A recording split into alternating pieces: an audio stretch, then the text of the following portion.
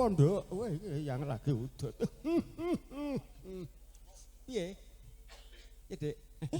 Tak kira sedang tidur. Mboten, iki lagi nglaras. Ngematke suaramu tak gatekke iki. Suaramu gitu ya masuk gitu. Awakane masuk tapi semua itu perlu proses. Kaya Mbak Rini iki ora mung sedina rong dina. Dadi kudu latihan. Sindenan gending-gending kuwi ya udinen. Dadi nggo masa depanmu sok emben. Dadi iki nek sindene ya mbok teko wis anu sepuh wis putu wis jek digunakake jek payu terus. Injih. Nggih. Kowe sinden iki jek Langgeng terus suaramu masuk gitu. Masuk nggih Tekun Eyang. sapa kang Ini teteken dimasukin tekun, ya. sapa kang teteken tekun bakal bisa katakan. Amin ya. Pakaryan apa wae yang ditekuni bisa dadi rezeki. Inggih. Ngono ya. Terus nanda. Iya. Aja lali pawalengku uga manah